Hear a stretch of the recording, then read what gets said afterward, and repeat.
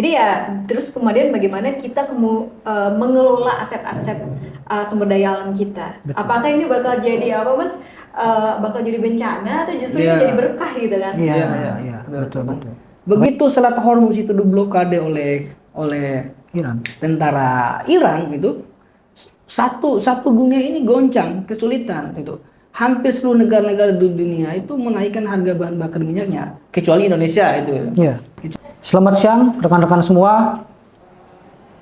Selamat datang di program Parwa Institute dengan judul program Klaritas Politik.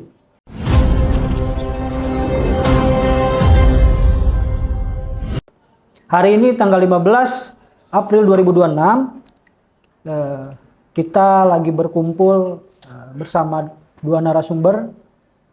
Yang pertama ada Kak Elisa dan yang kedua ada Bang Andi Kurniawan. Ini kedua narasumber yang hebat untuk mengisi klaritas politik pada sore hari ini.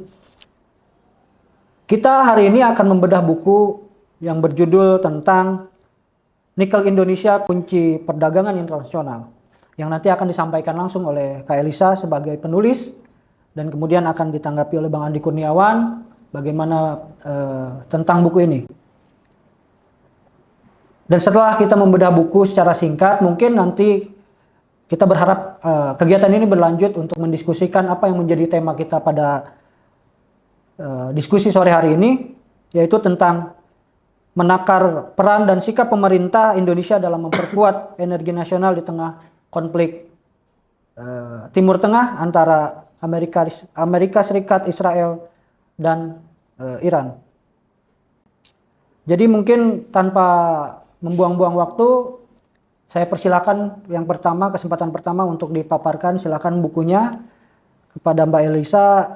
Waktu dan tempat dipersilakan, Mbak. Oke, terima kasih. Aden. Iya. Dan juga ada Mas Andi. Senang sekali bisa ketemu ya Mas Andi ya di sini. Terkait buku saya itu ngomongin tentang sebenarnya tentang perdagangan nikel.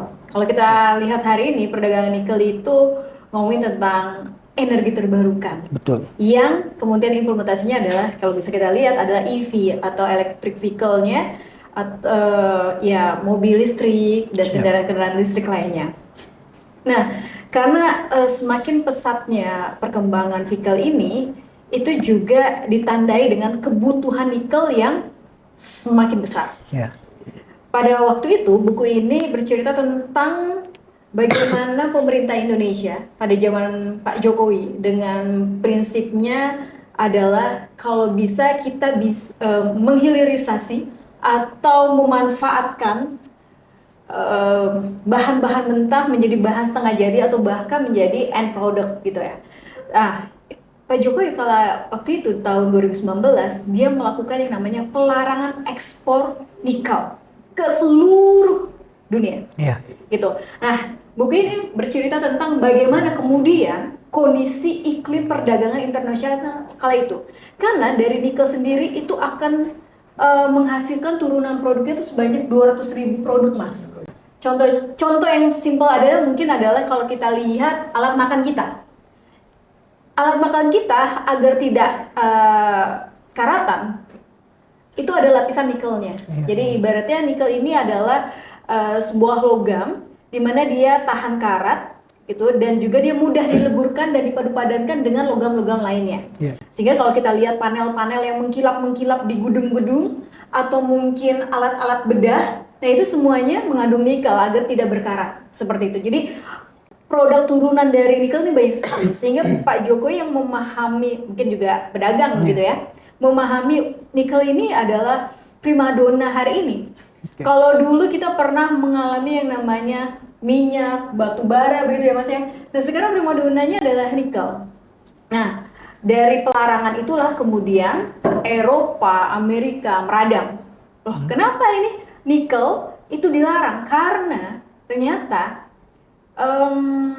Pak Jokowi memiliki strategi sendiri gitu. Jadi strategi inilah yang dipakai oleh beliau dengan timnya. Kala itu mungkin ada Kanda Bahlil dan juga pada saat itu juga ada Menteri SDM.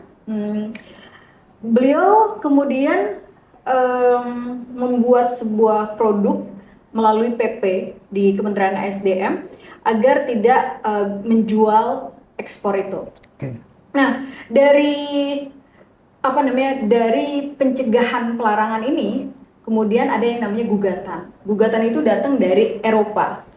Itu dari Uni Eropa menggugat Indonesia di WTO, di Dispute Settlement Body WTO atau Badan Penyelesaian Sengketanya WTO.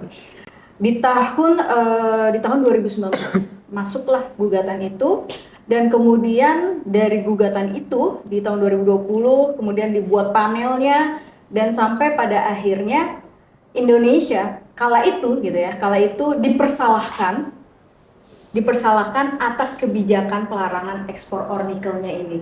Jadi yang dilarang ini bukan produk seluruh nikel, tapi ore, bahan mentahnya. Yeah. Kalau misalnya kita lihat kan mungkin kayak bentuknya kayak tanah yang masih kayak ya warna-warna tanah liat seperti itu. Nah itu ore nikelnya. Tapi kalau untuk bahan setengah jadinya misalnya kayak nikel sulfat dan segala macamnya gitu, itu tidak dilarang. Tapi kalau untuk ore nikel yang di bawah kadar 1,7% itu tidak boleh diperdagangkan. Jadi harus di atas 1,8% yang bisa diperdagangkan seperti itu. Itu Dan. Jadi dimulai dari pelarangan ekspor ore nikel dulu, kemudian Eropa itu meradang. Dia meradang karena di Eropa sedang berkembang pabrik mobil listrik gitu. Betul. Nah, selama ini pasukan dari mana bahan bakunya? Indonesia yang paling besar. Ya. Mungkin ada paling besar kedua, ada Australia, terus kemudian ada Cina gitu ya, dan negara-negara Brazil dan segala macam. Namun Indonesia lah duluan yang paling banyak memproduksi ore nikel ini untuk pabrik-pabrik di Eropa. Karena cadangan nikelnya juga besar ya? Iya, paling besar di dunia Indonesia seperti itu. Tapi pinternya mereka menurut saya, Cina juga besar gitu, Australia juga besar. Jadi ibaratnya nih nikel ini harganya masih murah. Si Cina belum ekspor sebanyak Indonesia. Kenapa? Karena dia pingin harganya nilainya lebih tinggi dulu. Oke. Jadi mereka pada nahan Indonesia doang. Nah, Indonesia di situ melihat melihat potensi yang sangat tinggi, akhirnya ya dilarang itu. Oke. Nah, dalam buku saya ini sebenarnya ini adalah tentang tesis saya. Tesis terkait bagaimana implikasi dari kebijakan pemerintah dalam konteks global. Tentunya kalau kita lihat ya, ada sekitar ribuan FTA atau Free Trade Agreement. Nah, Free Trade Agreement antar negara ini kan yang namanya berdagang. Kalau misalnya Indonesia tiba-tiba sudah menandatangani perjanjian perdagangan, tapi kemudian secara membabi buta itu melarang begitu saja tanpa warning gitu ya. Iya. Ya itu kan menjadi sebuah gesekan dan konflik untuk dalam hubungan diplomasi seperti itu. Betul. Jadi sempat Indonesia gitu ya 2019-2020 itu tegang seperti itu, dan sampai akhirnya masuk ke di WTO. Akhirnya Indonesia kalah di tahun 2022, dan kemudian sampai detik ini kasus ini masih disidangkan di tahap banding. Dan ini masih lama prosesnya, mungkin masih 5-7 tahun, karena masih ada hakim-hakim yang sekarang lagi ada postpone gitu. Jadi lagi ada pemilihan hakimnya masih kurang seperti itu. Oke, baik Mbak. Jadi Mas Andi, gimana kalau melihat memang ternyata sumber daya alam kita, energi kita pun tidak hanya bergantung pada energi luar ya, ternyata dunia luar pun ternyata atau negara-negara lain pun bergantung juga terhadap nikel kita. Dalam buku ini kan tadi dipaparkan begitu. Dan bahkan ini sampai kepada ada gugatan gitu ya, gugatan untuk kebijakan pemerintah kita menetapkan tidak mengekspor nikel mentah, tapi kemudian memang harus menjadi nilai tambah gitu, nikel yang menjadi nilai tambah. Kalau melihat Bang Andi melihat penerapan itu seperti apa penerapan? Yang pertama saya mau komentari karena saya sudah baca bukunya Mbak Elisa ya. Gitu. Jadi menurut hemat saya memang membahas nikel di Indonesia itu sangat relevan gitu. Karena apalagi ini adalah hasil dari disertasi ya. Tadinya itu disertasi ternyata dilanjutkan jadi bikin buku dan judulnya Nikel. di Indonesia kunci perdagangan internasional. Nah, kalau kita betul-betul melihat nikel itu sebagai sesuatu yang penting bagi negara, saya menyebutnya itu nikel itu adalah kunci kedaulatan negara atau kunci kedaulatan bangsa. Kenapa? Karena Indonesia itu adalah penghasil nikel terbesar di dunia. Sepengetahuan saya, nanti bisa dikoleksi itu. Stok global itu 40 hingga di atas 50% nikel global itu ada di Indonesia. Gitu. Jadi sesungguhnya kalau Indonesia stop ekspor nikel itu korbannya itu banyak sebetulnya. Gitu. Jadi korban sirkulasi perekonomian global itu sungguh banyak gitu. Nah, sehingga kalau saya boleh komentari judulnya itu sudah tepat itu, bahwa Indonesia itu adalah kunci perdagangan internasional itu. Ya. Kunci memang itu. Dan kalau Indonesia tidak betul-betul mengelola kunci ini dengan baik, yang dikonversi ke dalam menjadi dasar atau menjadi alat untuk mensejahterakan masyarakatnya, ini kan sungguh sangat disayangkan gitu. Nah, sehingga menurut saya itu sangat penting. Dan gini, konteks hilirisasi tadi itu, ya itu tadi sebetulnya berlanjut kalau kita bicara soal kedaulatan itu. Betul.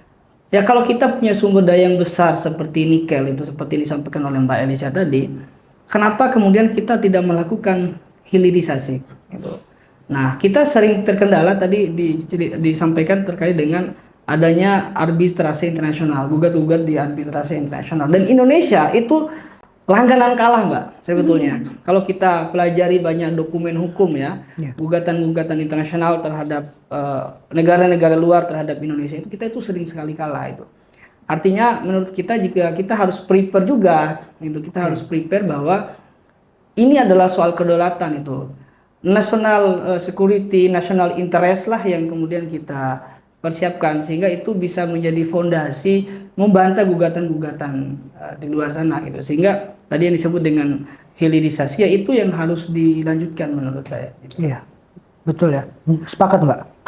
Menarik. Tadi kata Mas Andi itu adalah terkait national interest. Iya. Karena semua negara pasti akan ketika berada di dunia internasional, ketika dia masuk dalam meja perundingan, dia pasti akan memainkan national interest-nya. Oke. Seperti yang nanti kita akan bahas bahwa bagaimana Trump kemudian karena national interest-nya dia melakukan sebuah perang. Iya kan? Yeah. Nah, juga sama di Indonesia dan mungkin negara-negara Eropa, national interest gue terganggu nih dengan lo melarang. Iya. Yeah. Namun, nah ini akhirnya kita akan berkaca, jalur mana yang netral? Ya jalur yang netral adalah kembali lagi ke peraturan hukum perdagangan internasional yang ada di dalam WTO Rules. Yeah. Nah, di WTO Rules itu memang sudah ada bahwa di pasal 10 di JATT 1994 mengatakan bahwa tidak boleh sebuah negara melakukan pelarangan ekspor atau pembatasan ekspor. Oke. Gitu. Boleh, nanti ada di pasal 20-nya atau 19 di JATT 1994, asalkan ada beberapa dari poin A sampai poin J. Nah, pengecualian ini, pasal general exception ini tidak masuk ke dalam politik will-nya Indonesia. Artinya politik will kita adalah melarang aja. Dan terus kemudian ya karena ini kedaulatan kita, oke, kita akan ngomongin kedaulatan. Oke, memang benar ini ngomongin tentang kedaulatan, ngomongin tentang sumber daya alam. Tapi Anda juga pada saat melakukan yang namanya penandatanganan di Marrakesh Agreement di tahun 1994, itu juga sebuah bentuk kedaulatan. Jadi, ya kalau kita ngomongin gitu ya, akhirnya mungkin di sini mana sih lembaga yang paling netral ya, makanya masuk ke DSB WTO, dan kemudian memang di tahapan awal di tahapan panel memang Indonesia kalah gitu. Nah, ini kita kita banding, Indonesia banding. Tapi yang menarik di sini adalah mungkin kebijakan yang baru terasa adalah pemerintah buying time. Sengaja melakukan pelarangan ekspor agar hilirisasi kita tumbuh. Pabrik-pabrik kita tumbuh. Betul.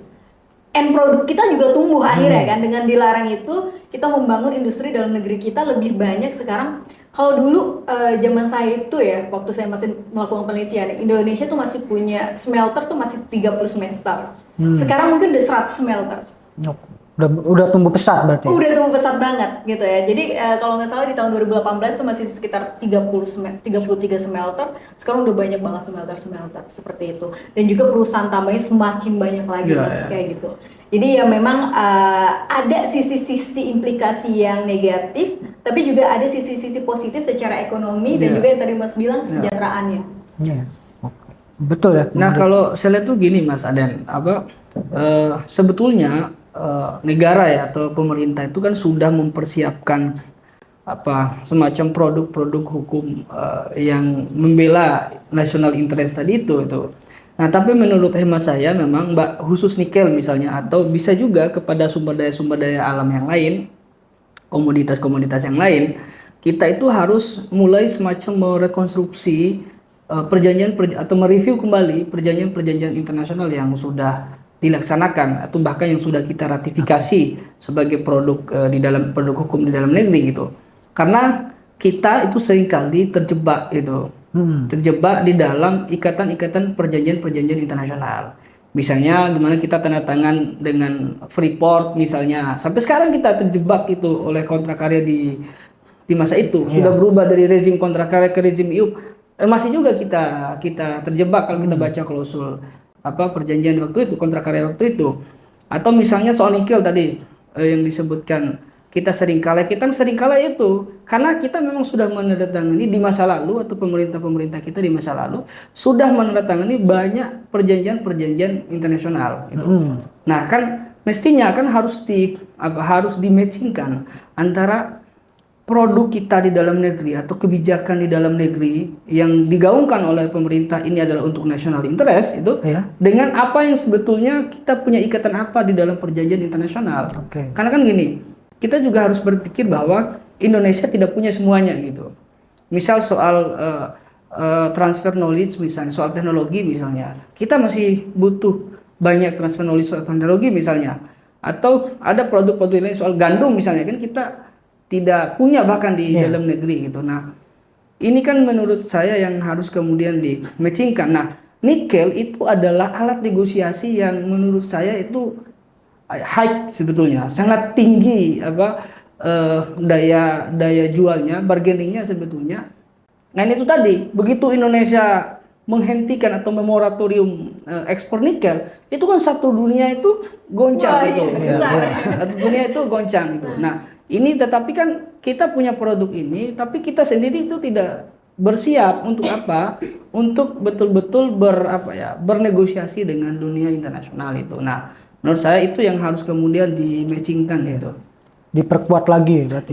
Penyesuaian perjanjian-perjanjian terdahulu dengan political will hari ini. Gitu. Betul.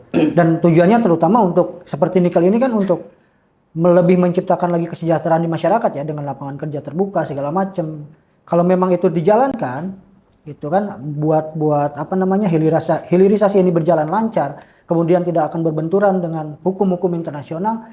Itu kan memang jadi political will kita, kemudian political interest kita juga lebih bertambah ya kan. Di masyarakat juga merasakan itu gitu. Dampaknya kan tetap ke masyarakat tentunya kan. Dan mungkin dalam implementasinya mungkin kalau kita ngomongin kesejahteraan, gara-gara nikel ini kan mungkin ada salah satu daerah lah ya, Maluku Utara, yang tingkat pertumbuhan ekonominya melebihi dari tingkat nasional gitu kan. Itu karena apa? Karena tumbuh sektor-sektor pertambangannya di sana, dan memang nikelnya besar di sana. Gitu. Jadi ya terus kemudian bagaimana kita mengelola aset-aset sumber daya alam kita. Apakah ini bakal jadi Mas? Bakal jadi bencana atau justru jadi berkah gitu kan? Iya, betul. Makanya harus dirancang dan ditata ulang, dibikin roadmap yang lebih baik lagi ke depannya agar memang ini bisa membawa berkah lah, bukan membawa bencana. Betul. Tentunya ya. Apalagi kalau kita ngomongin nikel kan adalah energi terbarukan ya. Ada salah satu item yang diperlukan dalam energi terbarukan, dan sesuai dengan waktu itu adalah Davos Goals gitu ya, waktu adanya pertemuan ekonomi dunia di tahun 2018 di Davos, itu kan pada menandatangani itu Mas. Ibaratnya di tahun 2060 gitu ya. Di tahun 2060 kita akan net zero emission. Iya. Nah, ini kan perlu adanya step by step ini bagaimana. Dan karena nikel adalah salah satu logam yang memiliki elemen terpenting dalam energi terbarukan, maka sudah selayaknya pemerintah memberikan treatment khusus untuk komoditi ini kayak gitu. Dan memang sudah sangat berkembang sekali ya Mas daripada dari tahun 2018 gitu hingga sekarang. Itu kita udah punya yang namanya nickel exchange. Ada pertukaran nikel. Dulu kita nggak punya exchange. Kita nggak punya harga pasar yang terstandarisasi. Sekarang kita udah punya seperti itu. Jadi banyak banget pertumbuhan yang sudah dilakukan di Indonesia khususnya nikel. Namun kalau misalnya kita ngomongin tadi alih fungsi teknologi gitu ya, alih teknologi, kita masih jauh juga dari Cina. Makanya kenapa banyak banget, ini orang-orang mungkin tanya ya, kenapa sih Cina terus? Nikel paling besar ya, 90-an% ya? Iya, smelter dan segala macamnya, karena memang teknologi hari ini yang tercanggih untuk smelter adalah dimiliki oleh Cina. Gitu.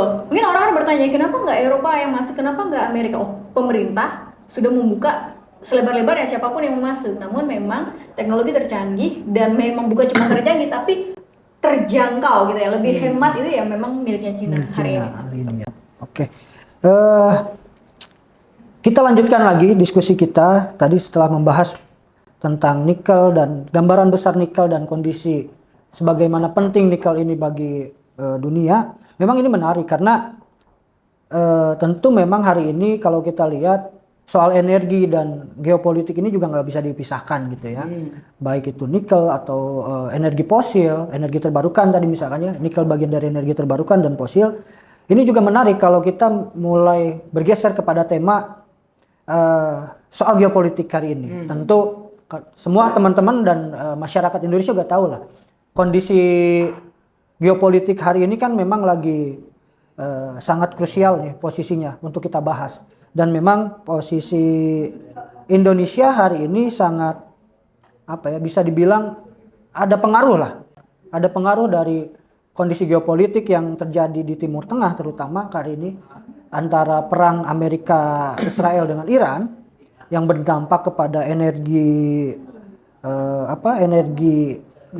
energi global ya, pengaruh dan pasokannya, baik itu rantai pasok dan kemudian ketersediaan bahan gitu ya, bahan-bahan untuk diproduksi gitu. Dan ini memang berpengaruh terhadap Indonesia. Kalau kita lihat hari ini kan memang Indonesia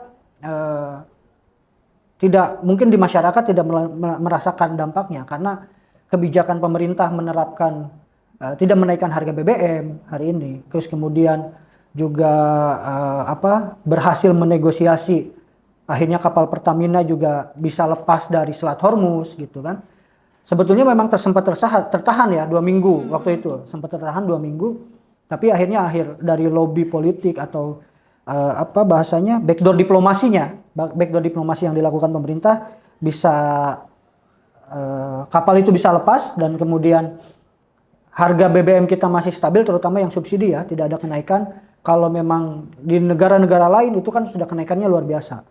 Nah kalau para narsum nih, ada Mbak Elisa dan Bang Andi Kurniawan melihat peran dan sikap pemerintah dalam menanggapi isu geopolitik hari ini, terutama bisa melakukan diplomasi, kemudian tetap bisa menjaga hubungan internasionalnya. Kan Indonesia ini posisinya bebas aktif gitu ya.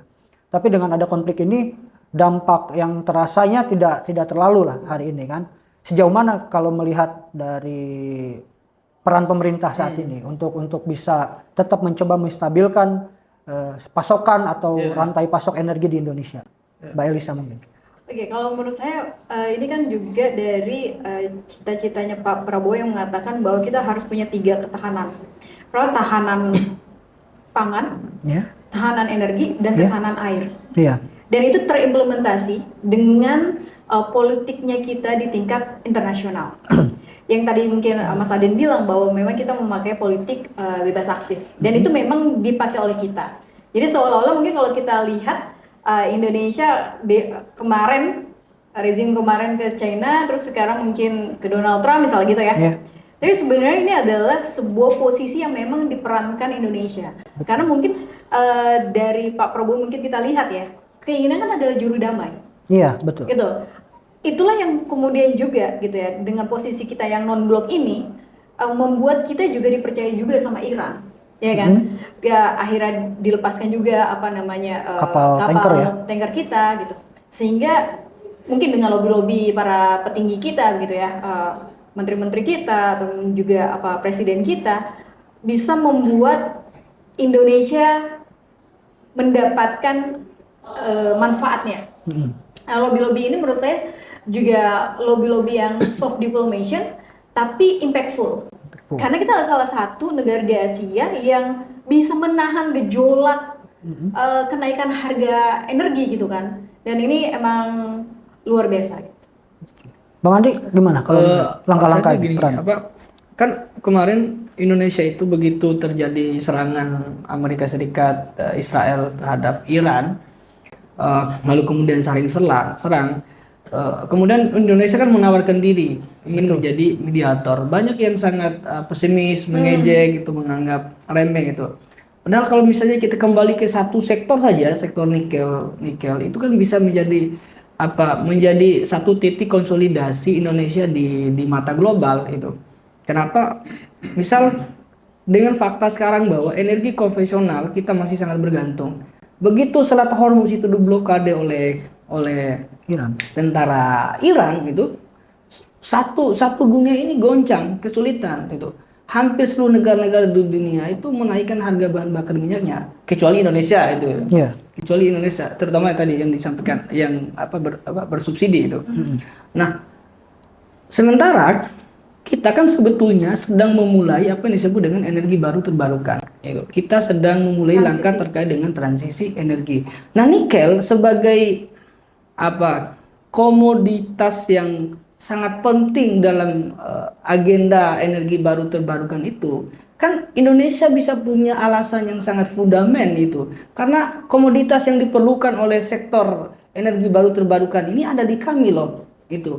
Jadi sebetulnya kita bisa bicara ke global, kita harus bersiap-siap meninggalkan energi konvensional kepada energi baru terbarukan. Kenapa? Kita punya nikel itu satu.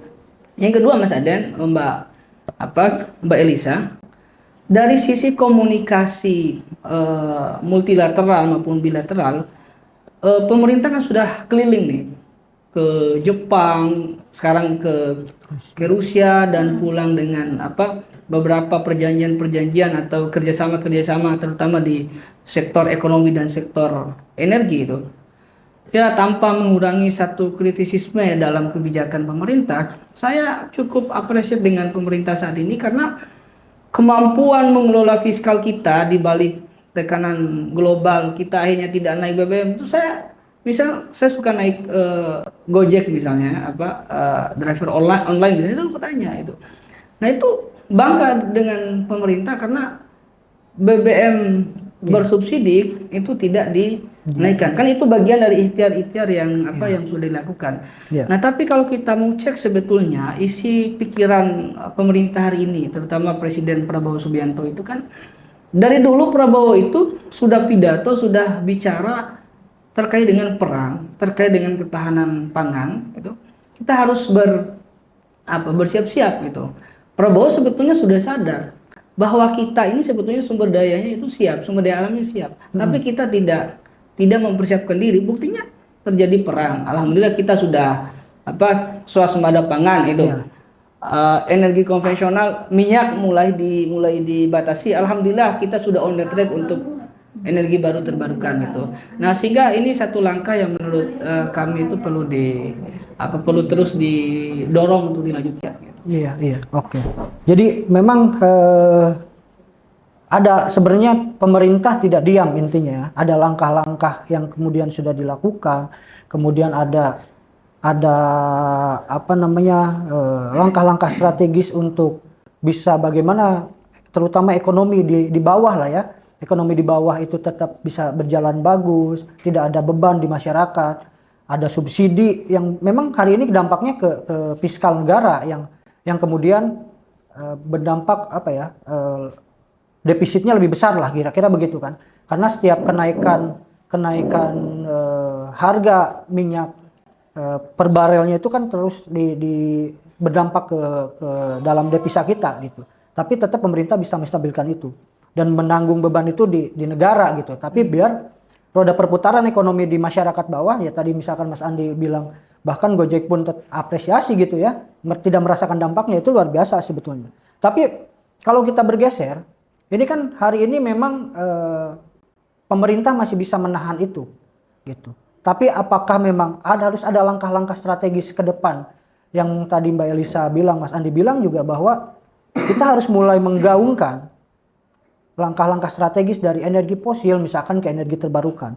Ini kan banyak sekali energi-energi yang apa namanya bisa kita manfaatkan. Misalkan ada biodiesel yang sawit ya gitu kan, kita bisa konversi. Kira-kira seperti apa sih harusnya pemerintah mempersiapkan itu ke depan? Oke, kalau kita ngomongin pemerintah menyiapkan atau enggak, kayaknya pemerintah habis melantik Dewan Energi Nasional. Iya. Gitu. Dan kalau misalnya kita dan kebetulan juga tadi saya juga baru meeting bersama Pak Setia dari DEN. Dia mengatakan bahwa sebenarnya DEN itu dibentuk nggak cuma asal-asalan, tapi DEN ini bertingkat. Jadi ibaratnya bottom up juga. Mereka setiap daerah memiliki rencana energi umum daerahnya masing-masing gitu loh. Jadi jangan sampai ini top down gitu, pemerintah dari DEN langsung ngasih ke daerah yang kayak gini, enggak. Jadi daerah harus bisa melihat potensi energi terbarukan apa di daerahnya nih. EBT-nya tuh apa aja gitu. Nah, ini juga yang saya rasa agak berbeda dari zaman sebelumnya. Dan apalagi kalau misalnya kita lihat pemerintah melalui Agrinas Palma, dia kan sedang mengambil alih lahan-lahan sawit yang tidur, yang tidak yang tidak berproduksi secara tidak produktif lah ya. Tidak produktif. Ini ambil alih sama Agrinas Palma. Itu sekitar 6 juta hektar gitu kan. Ini untuk apa? Nanti akhirnya buat yang tadi Mas bilang, biodiesel B30 dan segala macamnya. Jadi kita punya banyak diversifikasi energi terbarukan. Bukan cuman ya dari hidrogen, terus kemudian angin, air gitu, tapi juga ada dari panas matahari, surya seperti itu. Dan kita juga kemarin kan di Waduk Cirata untuk panas surya dan juga air kan. Nah, ini kan merupakan sebenarnya langkah-langkah kecil, milestone, tapi juga punya daya ekonomi yang bagus untuk ketahanan energi kita. Iya, betul. Gimana Mas Andi? Jadi sudah puluhan tahun memang banyak orang yang hidup dari orkestrasi energi konvensional, ya, minyak misalnya. Itu sudah puluhan tahun. Orkestrasi itu hasil dari eksploitasi alam. Nah, sebetulnya kalau kita baca langkah-langkah yang diambil oleh Presiden, itu kenapa kita harus kemudian mendorong itu? Karena kita sebetulnya dari sisi sumber daya tidak hanya energi konvensional gitu, walaupun setiap tahun menipis itu, tetapi kan stok masih banyak gitu. Tetapi kita juga punya sumber daya yang di luar sumber daya konvensional tadi itu. Gitu. Misal tadi disebutkan sawit, gitu. Jagung misalnya, jagung bisa diolah bioetanol misalnya untuk menjadi bahan dicampur untuk bahan bakar misalnya itu. Nah, sebetulnya kan kita punya stok banyak misalnya jagung, sawit apalagi. Makanya Pak Prabowo walaupun dibilang dihina soal sawit, dia tetap percaya diri dengan sawit karena itu komoditas sekali lagi yang bisa menaikkan bargaining posisi Indonesia ke tingkat internasional gitu.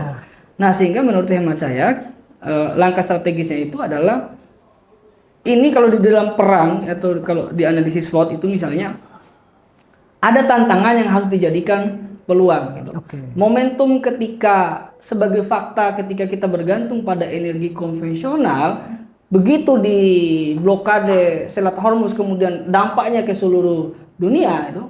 Nah, kita mestinya menjadikan ini momentum. Kita punya itu bahan-bahan komoditas itu yang menuju transisi energi atau yang mengganti itu bahan bakar minyak supaya apa? Supaya kita tidak impor lagi misalnya. Dan ke depan menurut hemat saya ini yang harus kemudian diteruskan, bahwa momentum ini harus dijadikan momentum bahwa Indonesia itu bisa jadi solusi dari krisis energi global gitu. Artinya pondasi energi kita itu sebetulnya sudah sangat bagus ya. Pondasi energi untuk tidak bergantung kepada dinamika global hari ini, misalkan ada perang segala macam, sebenarnya sudah sangat bagus. Tapi kemungkinan mungkin perlu dipetakan ulang bagaimana kemudian akhirnya kita menciptakan ketahanan pangan, ketahanan energi kita sendiri gitu ya. Mungkin termasuk ini Mas yang perlu dievaluasi ya oleh pemerintah sekarang itu adalah tadi itu soal hilirisasi perlu dilanjutkan itu. Tetapi kan ada anomali-anomali, misalnya kita harus mengimpor minyak misalnya dari negara yang sebetulnya tidak punya tanah misalnya. Dari negara yang sebetulnya tidak punya sumber daya minyak, contoh ke Singapura misalnya. Kan lucu itu, negara sebesar kita sumber daya misalnya kayak tahun sekarang sepanjang sejarah kan lifting minyak kita itu kan paling tinggi nih misalnya tahun sekarang gitu. Tapi kita itu kalau dicek datanya, impor paling besar minyak kita atau mungkin salah satu yang paling besar itu adalah dari Singapura gitu.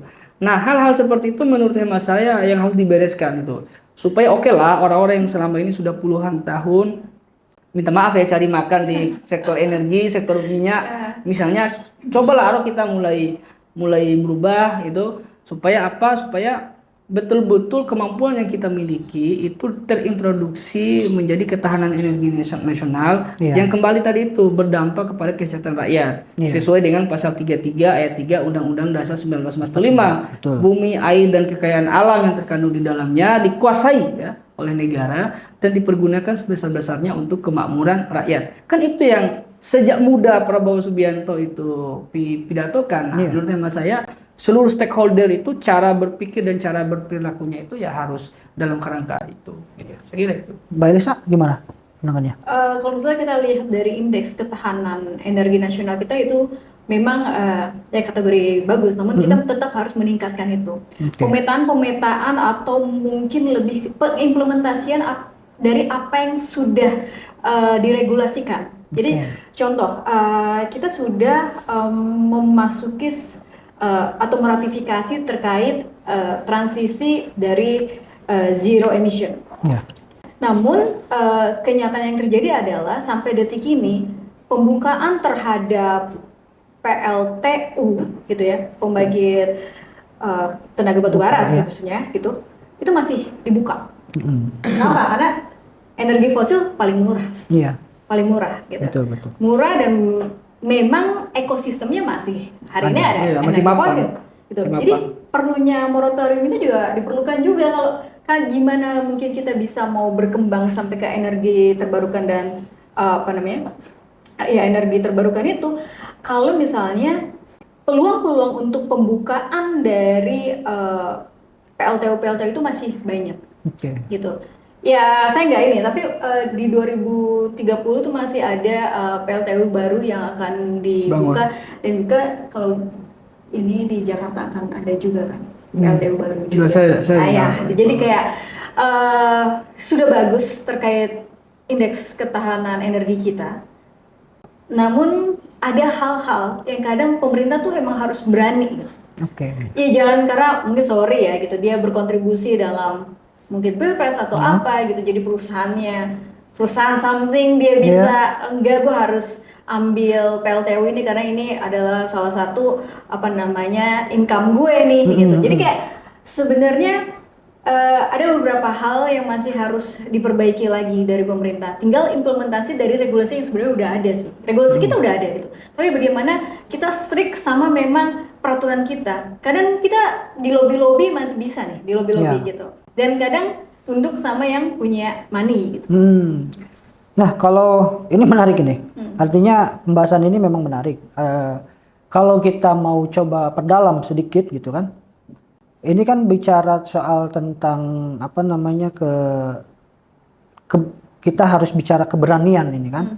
Dan bicara kepemimpinan dan mikromanajemen di pemerintahan yang harus berjalan sesuai dengan apa yang kita cita-citakan. Ini kan sudah mulai bergeser ke arah yang lebih baik, indeks pun lebih baik. tapi kemudian dampak pun mungkin sudah terasa sekarang kan, dampak langsung ke masyarakat pun sudah terasa.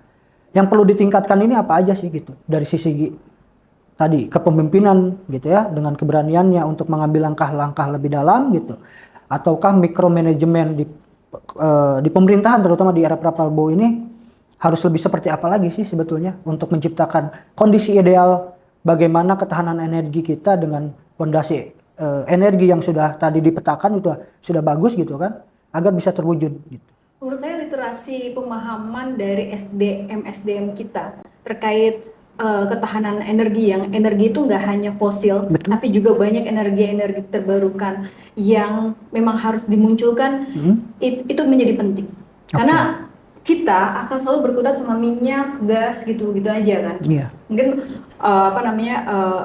orang awam akan melihat itu, tapi bagaimana kemudian kita mau panel surya, Panas bumi misalkan, bumi ya kan, hidrogen atau mungkin ombak ya kan, tenaga ombak itu lebih ditingkatkan lagi. Jadi kayak kemampuan pemerintah untuk membuat masyarakat aware bahwa Indonesia itu memiliki energi yang sangat banyak sekali. Dan kemudian bagaimana pengembangan dari energi tersebut. Tentunya kalau kita ingin meningkatkan energi kita atau diversifikasi energinya ini menjadi energi terbarukan, ada yang namanya teknologi di situ. Dan mungkin itu masih kurang ya terkait teknologi. Banyak mungkin kayak ahli-ahli kita dari ITB, ITS atau ya lain sebagainya gitu, yang mumpuni. Tapi ketika misalnya contoh waktu itu ada Menteri Dahlan Iskan yang membuat mobil listrik ya, mobil apa gitu, tapi kemudian itu nggak berhasil gitu. Hilang ya. Iya, itu juga menjadi apa ya? Salah satu pemerintah juga harus mendukung, harusnya gitu ya. Kalau ada anak bangsa yang menemukan suatu invasi, tapi ternyata inventionnya ini juga nggak diterima juga sama pemerintah. Mungkin karena apa? Belum melek, teknologinya terlalu mahal, sehingga investasinya ini juga membutuhkan dana yang sangat banyak. Itu sih. Kalau dari aku kayak diperlukan bukan hanya ya dalam memecahkan masalah ketahanan energi ini, kita butuh ya tetap pentaholik, hexaholik, di mana semua elemen terlibat untuk kita memang sama-sama berada di jalur yang tepat menuju energi terbarukan full. Net zero emission-nya itu gara-gara energi terbarukan seperti itu. Bang Andi? Jadi kalau menurut aku ada beberapa hal yang harus dilakukan oleh pemerintah. Oke lah, sekarang ini sudah on the track ya, dan mulai memperlihatkan dampak-dampaknya itu. Nah, tetapi ada beberapa yang menurut saya sangat fundamental yang harus dilakukan. Yang pertama itu adalah pemerintah kemudian harus melakukan semacam pemantapan atau pembobotan terhadap regulasi nasional kita itu. Jadi kita punya kebiasaan, hari ini gak apa-apa lah, kita tidak usah terlalu berpikir soal regulasinya, soal perjanjiannya, yang penting dapat untung sekarang tuh. Tetapi itu menjadi dosa warisan gitu. Sebagaimana saya ceritakan soal Freeport tadi itu, banyak perjanjian internasional yang dibuat dulu oleh pemerintah di zaman lalu, di Orde Lama, Orde Baru gitu. Tetapi dampaknya itu di hari-hari ini gitu. Nah, itu yang harus dilakukan. Karena itu menurut saya ini perlu penguatan regulasi. Misal sampai sekarang kalau misalnya pemerintah ingin ke arah transisi energi baru terbarukan, sampai sekarang undang-undang energi baru terbarukan itu belum ada. Atau misalnya sekarang nih, ini sebagai contoh aja, pemerintah punya program soal makan bergizi gratis. Itu program itu tidak sudah ada badannya itu tidak diatur di dalam undang-undang. Nah, satu hari itu punya potensi akan menjadi masalah. Oke lah, misalnya pemerintah itu adalah sekarang, kan kita harus bikin satu aturan, satu produk hukum nasional kita yang futuristik gitu. Jadi fungsi manfaatnya itu betul-betul untuk masa depan, tidak menjadi beban bagi anak cucu kita itu. Nah, satu hal itu menurut saya itu perlu penguatan itu. Yang kedua, pemerintah harus bersiap-siap soal sumber daya manusia kita. Oke lah, kita punya sumber daya, kita datangkan teknologi itu. Kita ingin ada transfer knowledge dari negara-negara yang punya teknologi tinggi misalnya itu. Tapi sumber daya manusia kita itu ada anak-anak ya terpapar judi online gitu, pengguna narkoba dan lain sebagainya gitu. Nah, kalau generasi kita tidak disiapkan gitu, atau misalnya lebih tinggi lagi Sekarang kita cek berapa sih beasiswa pemerintah untuk mensekolahkan anak-anak Indonesia agar supaya mereka menjadi ahli-ahli di bidang teknologi tambang misalnya, menjadi ahli di bidang teknologi minyak misalnya, menjadi ahli di bidang teknologi yang kita itu punya sumber dayanya. Gitu. Kita harus cek itu datanya, mungkin itu bisa menjadi satu bahan kita juga itu. Ke depan kira-kira banyak nggak itu yang akan negara memproyeksikan itu? Karena kalaupun kita punya sumber daya alam, tapi tidak punya sumber daya manusia yang memadai, ya sama aja bohong. Kembali lagi tidak akan sampai punya impact ke rakyat. Yang ketiga atau yang terakhir itu menurut saya penting itu adalah keberanian untuk melangkah. Keberanian melangkah itu apa? Sudahlah, kita harus berani mengakhiri satu pola-pola lama, satu kebiasaan lama. Yang penting ini jadi barang katanya kan, yang penting ini jadi proyek itu, yang penting ini dapat keuntungan besar itu, padahal menggunakan jalur-jalur legal, jalur-jalur yang normal, misalnya contoh gini, menurut hemat saya kemarin itu ada provokasi yang mendorong agar BBM itu dinaikkan, BBM bersubsidi itu dinaikkan itu, karena kalau saya boleh menggunakan kecurigaan saya sebagai aktivis gitu, kalau ini naik ada kelompok yang diuntungkan, terutama yang stok BBM-nya bagus gitu, ya, terutama stok BBM-nya bagus. Nah, hal-hal seperti ini kan pemerintah harus mulai beraninya apa? Berani menindak itu, berani menindak praktik-praktik lama itu harus mulai ditindak. Sudahlah yang panjang. Harus beli minyak ke negara A misalnya, tapi harus di pihak ketiga kan misalnya. Harus melalui lewat Singapura misalnya. Singapura beli kemana, kita beli ke situ. Atau kita punya sumber daya, jual dulu ke Singapura, nggak tahu Singapura olah di mana, nanti kita beli lagi di Singapura dengan harga yang lebih tinggi. Nah, menurut saya ini perlu keberanian pemerintah untuk melangkah, berpindah dari cara-cara pola-pola lama kepada pola-pola dan cara-cara baru yang tentu satu menjaga martabat bangsa kita, dignity presiden kita, sekaligus menjaga kedaulatan negara. Yang kedua betul-betul impactnya itu, dampaknya itu kepada kesejahteraan rakyat itu. Saya kira begitu. Ya, oke. Jadi ini hal yang menarik ya. Memang kalau bicara transisi energi hari ini itu bicaranya memang harus mempersiapkan panjang gitu ya. Jadi untuk tidak ketergantungan kita terhadap energi primer ya hari ini harus dibangun persiapan teknologi dan infrastruktur yang matang tentunya. Tapi kalau Kak Elisa nih sebagai penulis di buku energi, terus kemudian Bang Andi juga sebagai aktivis melihat langkah-langkah terutama ya, langkah-langkah pemerintah hari ini untuk menciptakan memperkuat ketahanan energi kita, kemudian tidak tergantung terhadap asing lagi gitu ya. Langkah-langkah yang sudah dilakukan pemerintah ini sudah sesuai track belum sih? Sesuai track belum untuk tidak kita tergantung, untuk kita menciptakan ketahanan energi? Atau memang atau memang dalam melangkah ini apa yang perlu dipersiapkan lagi gitu, lebih matang demi memang kemandirian energi kita itu tercipta dan kita tidak akan kena dampak akibat dari geopolitik yang memang ke depan kita nggak tahu nih akan terjadi apa gitu. Untuk mempersiapkan itu, langkah hari ini yang konkret yang harus dilakukan pemerintah apa saja, dan memang kalau memang hari ini belum sejalan dengan langkah-langkah itu, apa yang perlu dipertegas lagi sama pemerintah? Kira-kira apa, Mbak Elisa? Atau Bang Andi? Ya, kalau saya gini, hari-hari ini kan kita melihat baru semacam langkah jangka pendek ya yang dilakukan oleh pemerintah supaya menjaga stok energi kita, terutama minyak misalnya atau LPG misalnya. Jadi melakukan lawatan-lawatan ke luar negeri, melobi beberapa negara yang punya stok itu lalu mau dijual ke kita atau mau dibeli oleh kita. Itu langkah-langkah yang strategis sebetulnya tapi pendek. Itu strategis konteks masalah sekarang tapi pendek. Nah, tetapi yang harus betul-betul pemerintah secara totally lakukan itu adalah sumber daya yang kita punya, itulah yang kemudian dimaksimalkan gitu. Oke lah, lifting kita naik, tapi kan belum mampu memenuhi kebutuhan nasional kita gitu.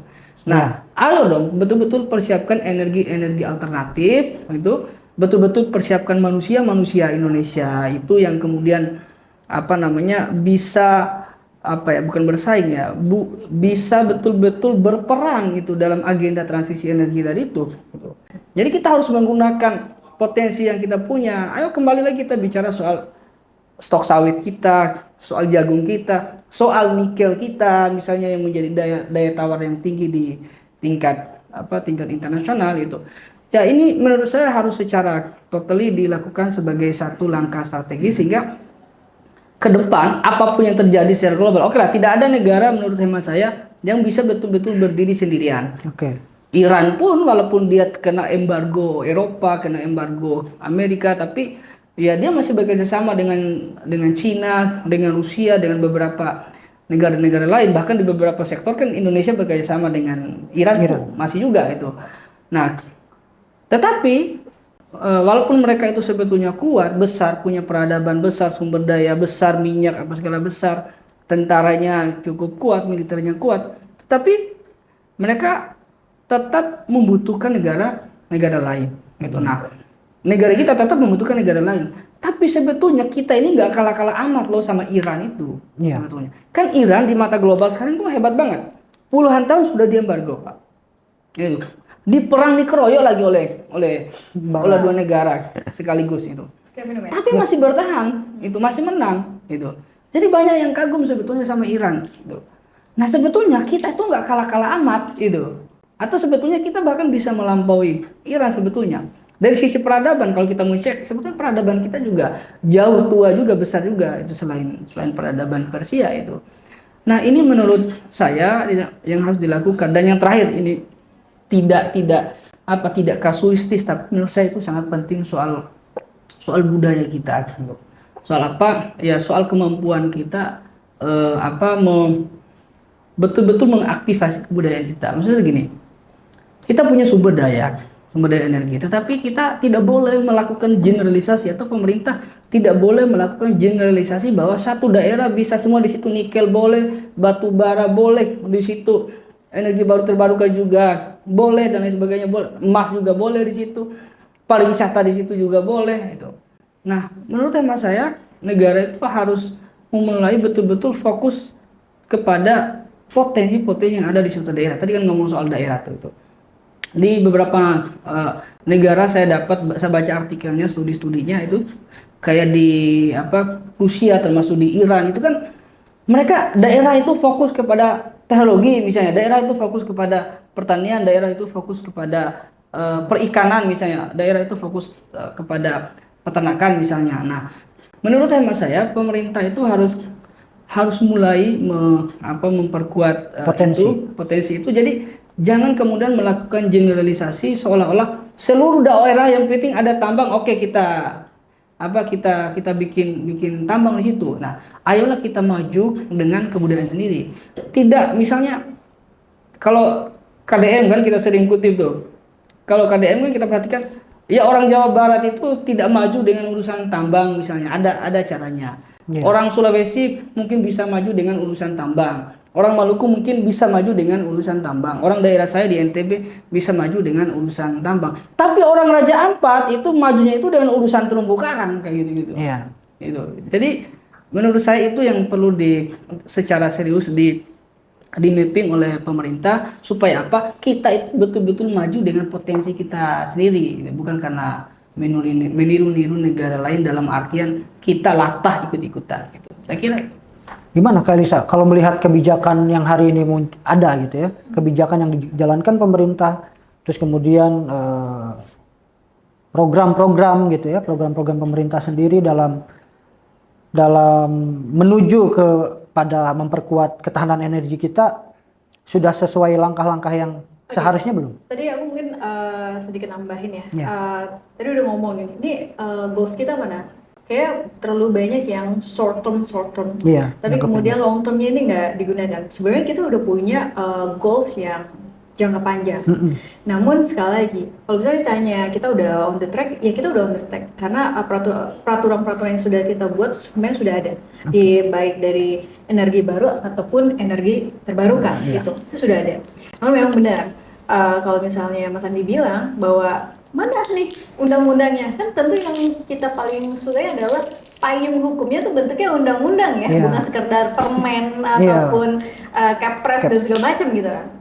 Nah, memang kalau dibilang on the track, karena kita memang memiliki goals-nya itu net zero emission di 2060 seperti itu. Dan juga peraturan-peraturan yang dikeluarkan oleh Permen SDM terkait tambang, kemudian terkait migas, itu kan juga sudah memang mencoba mendapatkan manfaat yang sebanyak-banyaknya dari hasil tambang ataupun migasnya kita dan energinya kita untuk kemakmuran masyarakat yang kemudian dialokasikan kepada MDG salah satunya. Nah, menurut saya ini langkah yang sudah tepat. Namun bagaimana kemudian kita konsisten dengan goals-nya kita? Oke. Kita sudah on the track, ya, goals-nya ada. Tapi bagaimana kemudian daya dorong untuk terus majunya itu yang harus diperkuat.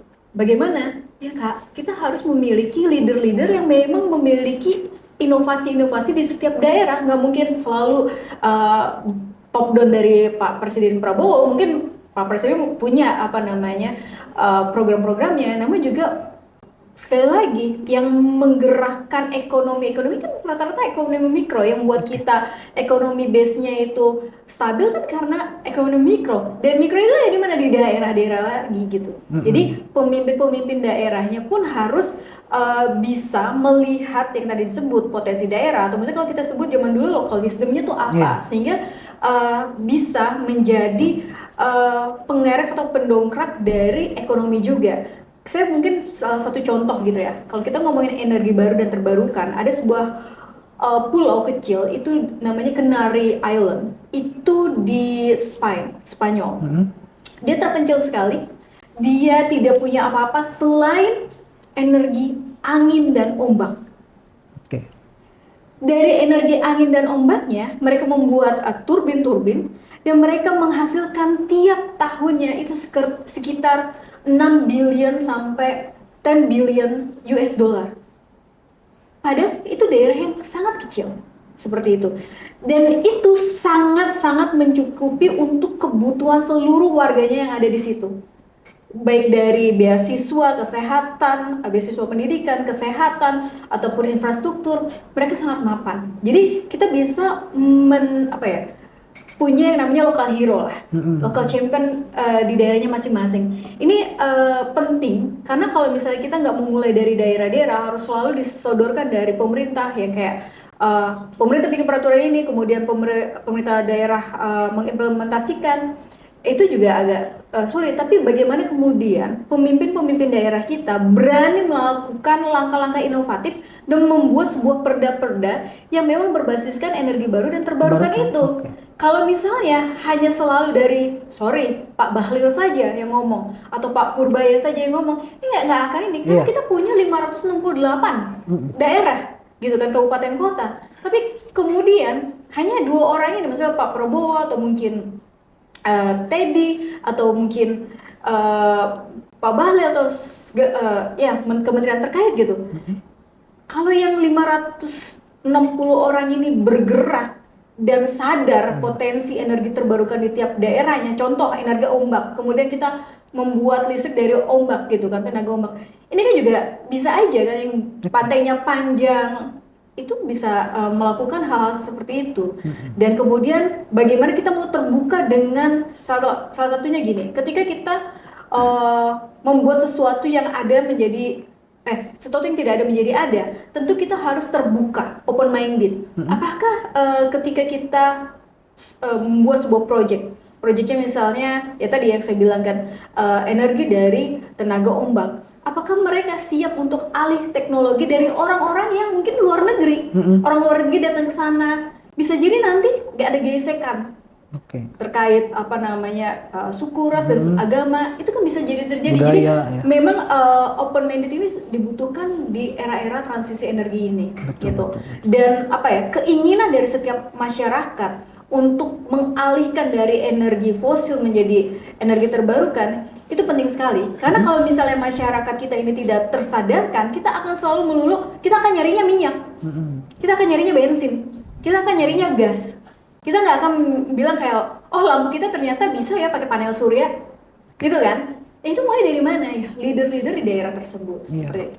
Ya, jadi kalau kita melihat roadmap dan kebijakan hari ini memang tadi betul ya. Kalau pemerintah sih sebetulnya sudah menetapkan goals-nya ya. Kemudian rules-nya sudah ada. Kalau saya pernah lihat itu di Kementerian, saya pernah baca di Kementerian Perindustrian misalkan, tidak hanya di lingkup masyarakat atau misalkan transisi energinya itu dari kendaraan doang gitu ya, yang sudah beralih ke motor listrik, mobil listrik.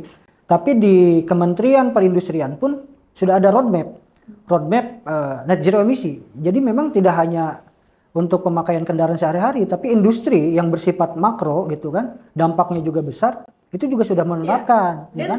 30% dari energi yang dia miliki itu pasokannya harus dari energi terbarukan. Iya, betul. Kan? Dan itu diterapkan oleh PLN. Di Betul. mana makanya tumbuhlah energi terbarukan karena PLN harus bisa menghasilkan 70% fosil, 30% dari energi terbarukan Iya. seperti itu. Nah, ini kan sudah dimulai artinya kan, sudah dimulai tidak hanya menjadi wacana nih gitu. Cuma memang tadi harus ada peningkatan di masyarakat ya, Iya. di bawah, di Ada kabupaten, daya dorongnya lah. ada daya dorongnya. Mungkin itu perlu kita diskusikan nanti lebih dalam atau kita siapkan policy brief mungkin yang begitu untuk bisa didorong ke pemerintah itu. Bagus itu ya. Mungkin Mbak Elisa bisa nanti nulis buku yang lebih update gitu tentang itu. Boleh, benar-benar. Kita kerja sama bareng ya. Nanti bareng Parwa lagi ya. Oh, iya, bareng Parwa lagi. Saya tukang ngetik boleh. ini bagian yang ininya, ini bagian yang agak tegak lurusnya ini kan, kacamata kudanya Bang Andi ini kan kalau nulis harusnya. Begitu ya Bang Andi ya. Ya, jadi karena waktu kita sudah 1 jam, nggak kerasa kita ngobrol dan pada akhirnya diskusi kita sore hari ini harus berakhir.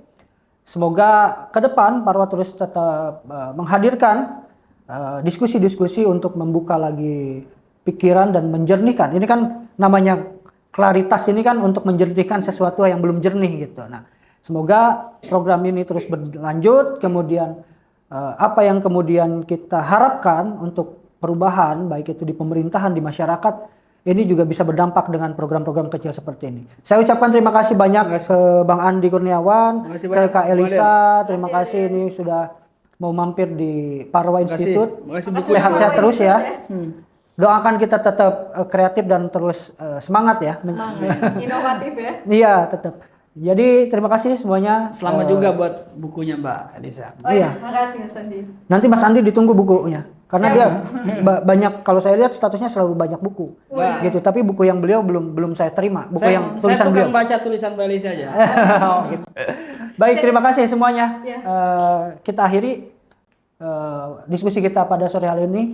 Assalamualaikum warahmatullahi wabarakatuh. Waalaikumsalam. Assalamualaikum warahmatullahi wabarakatuh. Thank you Aden. Terima kasih Thank you, Mbak. Parwa Institute. Oke. Terima kasih. Thank you Mas Andi. Bang Andi Kurniawan sudah hadir.